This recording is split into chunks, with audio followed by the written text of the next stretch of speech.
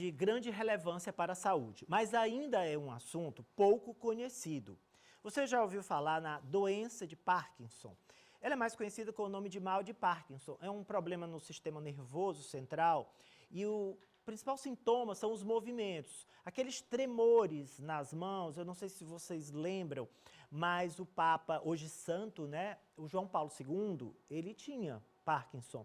Então você notava que publicamente quando ele falava, ele tremia a mão. Bem, nós convidamos uma das maiores especialistas no assunto que vai conversar conosco agora ao vivo aqui no Canal Saúde. A fisioterapeuta especialista e presidente da Associação Brasil Parkinson, a Érica Tardelli. Seja bem-vinda. Boa noite, Érica. Boa noite, obrigada pela oportunidade. Nós é que agradecemos o público do Piauí, dos outros 7 estados, onde a Rede Meio Norte Brasil chega em canal aberto e nos demais em emissoras de canal fechado. Érica, qual é o primeiro sintoma, ou os primeiros sintomas, para que a nossa audiência possa detectar o Parkinson?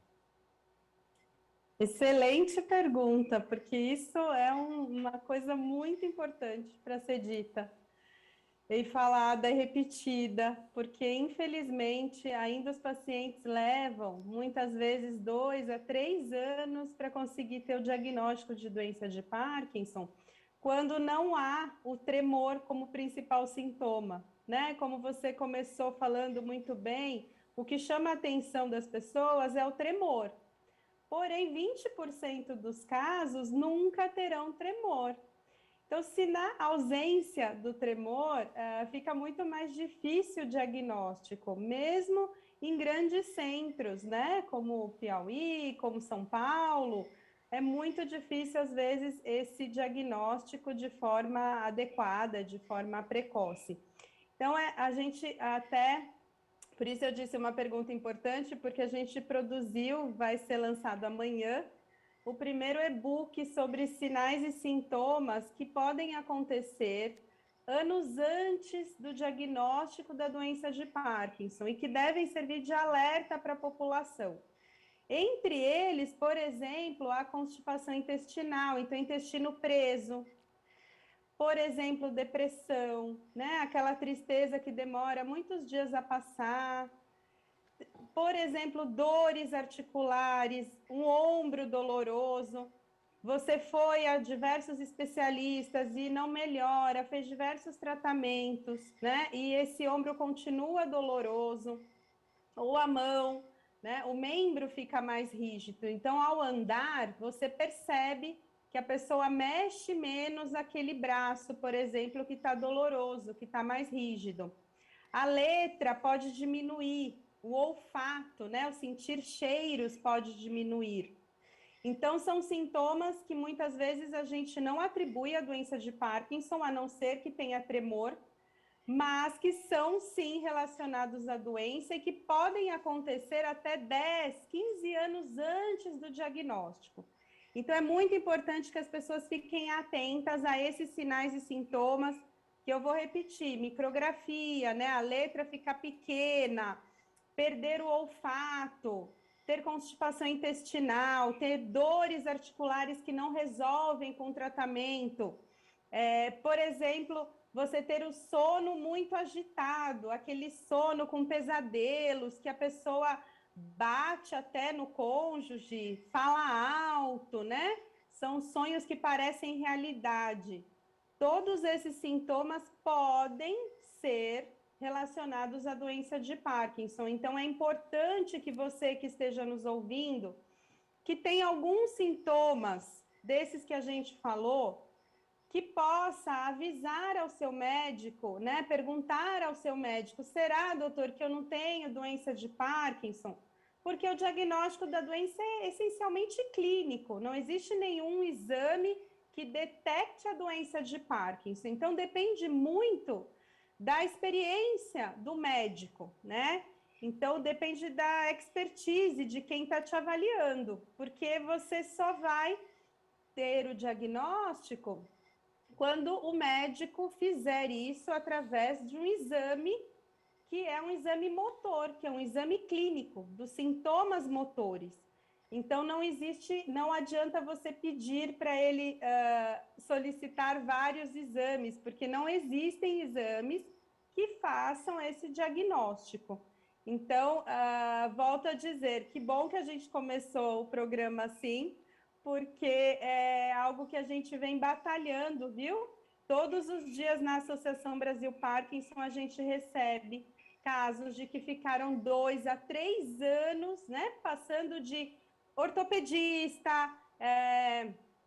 geriatra, ortopedista, reumatologista, e até chegar no diagnóstico, né? Érica, Isso é muito triste. claro. Você falou aí desses sintomas, né, que se anunciam com muita antecedência, às vezes até uma década antes, que nem sempre os tremores eles acontecem, 20% dos casos não acontecem, então é importante esse diagnóstico precoce para o tratamento. E eu queria falar desse tratamento. Que tratamento existe hoje? Quais os mais avançados? E essas opções estão disponíveis no Brasil, por exemplo? Exatamente. É por isso a detecção precoce, porque se você fizer exercício físico de moderada a alta intensidade, isso são diversos artigos científicos internacionais. Essa semana saiu mais um, mostrando que o exercício físico é capaz de retardar a evolução da doença. Sabendo que o Parkinson é uma doença degenerativa progressiva, né? E é a segunda doença degenerativa mais comum, ela só perde para a doença de Alzheimer, porém é a que mais cresce, ela cresce mais que a doença de Alzheimer. Então, a gente ter a detecção precoce e começar o exercício físico adequado, de moderada a alta intensidade, você pode diminuir a progressão, a velocidade de progressão da doença. Então, quando a gente fala que o paciente leva 2, 3 anos para receber o diagnóstico, são 2, 3 anos que ele perdeu, né, sem realizar o tratamento adequado. Claro. Então, por isso a importância da detecção precoce, por isso a importância de programas como esse, para a gente conseguir fazer um barulho com relação à doença de Parkinson. E o que eu posso fazer para prevenir a doença? Ela é prevenível, por exemplo, através de uma alimentação mais saudável, mais balanceada, ou através da própria atividade física em si? Enfim, eu tenho como fazer essa prevenção? A maior parte dos casos é acima dos 55 anos, né? Não é uma doença só do idoso, mas a maior parte dos casos é acima de 55 anos. Então, envelhecer é um fator de risco, né? A gente ficar mais velho é um fator de risco aumentado para a doença de Parkinson.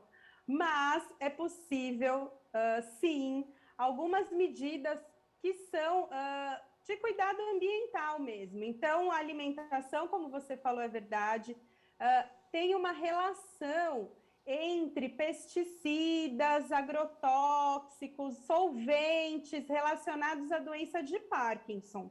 Então, se você puder evitar, né, o consumo e a exposição a essas substâncias, a própria poluição, né, quando combinadas com fatores genéticos, você pode desenvolver a doença de Parkinson. Então, como prevenção, seria o exercício físico, a alimentação adequada e, na medida do possível, não se expor a esses agentes. A gente sabe que são medidas difíceis, né? Ao acesso ainda à população. Comer só orgânicos, não... né? Comer só orgânicos não tem como, sai muito caro, não tem, né? Então, a gente precisa realmente chamar o poder público à ação, né? A mostrar que existe relação, sim, com determinados pesticidas, como, por exemplo, o paraquat, é mais relacionado à doença de Parkinson.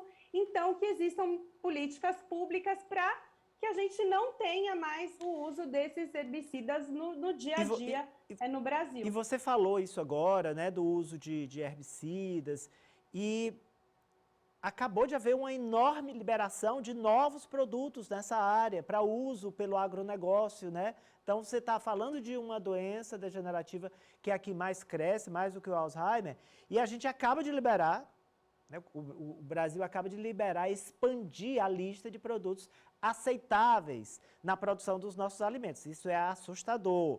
Érica Tardelli.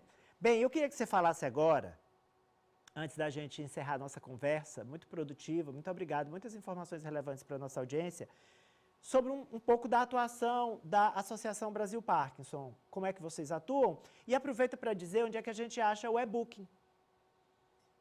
Então, o e-book vai estar disponível a partir de amanhã, dia 1º de abril, que é o mês de conscientização da doença de Parkinson.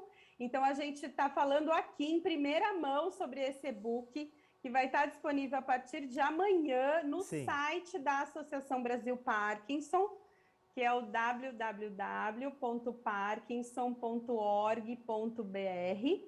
Vai estar disponível a partir de amanhã.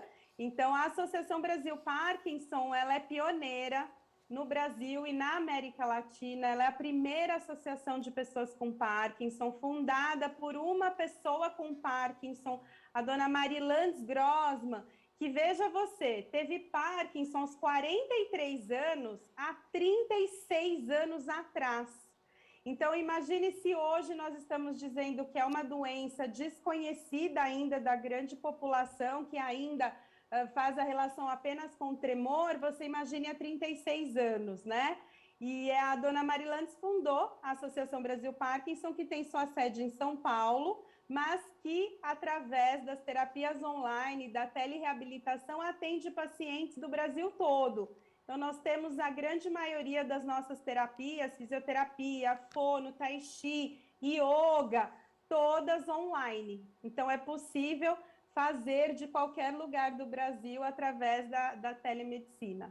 Olha, parabéns pela atuação dessa instituição. E mais uma vez aí você tem o terceiro setor preenchendo uma lacuna que o Estado, que o poder público não preenche, né? Levando informação, levando qualidade de vida, mudando a vida das pessoas que sofrem com a doença de Parkinson. Lembrando, o e-book está lá no site a partir de amanhã, que é o mês, né, de alerta para a doença de Parkinson, a partir de amanhã, 1º de abril, e isso não é mentira, é verdade.